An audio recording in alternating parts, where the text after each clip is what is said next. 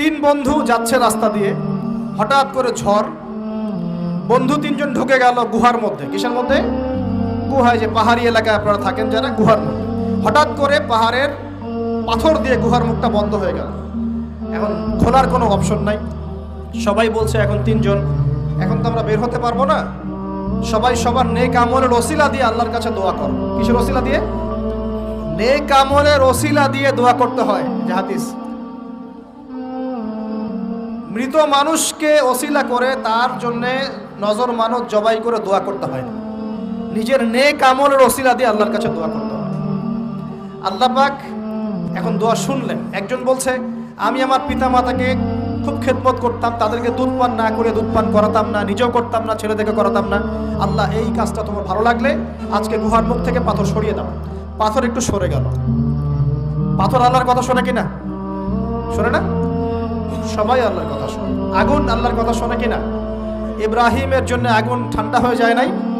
আচ্ছা, তারপরে আরেকজন দোয়া করছে, আল্লাহ, আমার এক কর্মচারী ছিল, তার বেতন বাকি ছিল, সে বেতন না নিয়ে চলে গেছে, আমি সেই বেতনটা দিয়ে কিছু গবাদি পশু কিনেছি।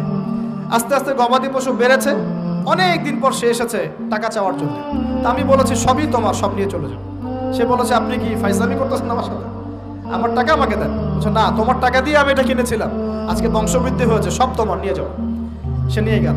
সে বলছে, আল্লাহ, এই কাজ যদি তোমার সন্তুষ্টির জন্য করে থাকি, আজকে আমাকে বাঁচাও। পাথর একটু সরে গেল।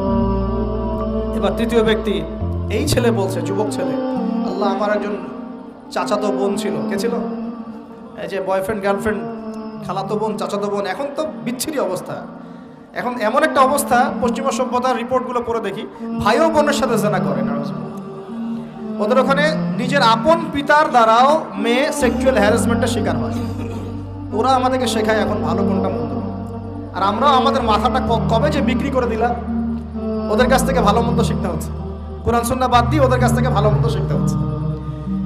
তো চাচাতো বোনকে সে খুব ভালোবাসতো, তাকে সে পেতে চাইতো, মানে তার সাথে সেক্সুয়াল সম্পর্ক করতে চাইতো। আমাকে 1000 বা 100 স্বর্ণ মুদ্রা দিতে পারো, দিনার, তাহলে আমি তোমার সাথে সেক্স করব, মানে জেনা করবো, নাউজুবিল্লাহ। তো সেই ছেলে অনেক কষ্ট করে এই টাকাগুলো বা এই দিনারগুলো অর্জন করে, কামাই করে, দিন রাত পরিশ্রম করে, ঠিক আপনারা যেমন করছেন আর।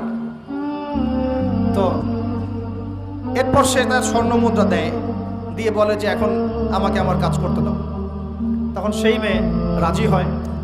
ঠিক যে মুহূর্তে তারা সেক্সুয়াল সম্পর্কটা করবে, ঠিক ওই মুহূর্তেই এই মেয়ে বলে ওঠে, হে আল্লাহর বান্দা, আল্লাহকে ভয় করো। আমি সারা জীবন আমার সতীত্বকে ধরে রেখেছি, কাউকে দেইনি, আমি কারোর সাথে এরকম অন্যায় করি নাই, আমি খারাপ মেয়ে নই, তুমি আমার ইজ্জতটা নষ্ট করো না। কে বলছে কথা? মেয়ে। ওই অবস্থা থেকে কি একটা ছেলের উঠে আসা সম্ভব? এটা কি এতটাই সহজ? এটা কিন্তু সহজ না। সত্যি কথা বলতে এই বিষয়টা কিন্তু এতটাও সহজ না। যারা অবিবাহিত তারা হয়তো বুঝতে পারবে না, বিবাহিতরা বুঝতে পারছে।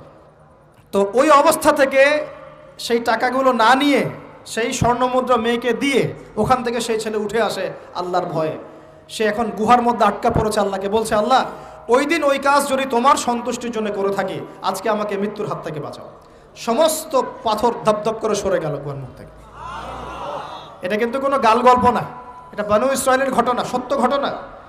এই হাদিস থেকে আমি আপনাকে দলিল দিচ্ছি যে যদি জেনার মতো পাপ থেকে আমি সরে আসতে পারি, সাক্ষাৎ মৌত থেকে আল্লাহ বাঁচাতে পারে।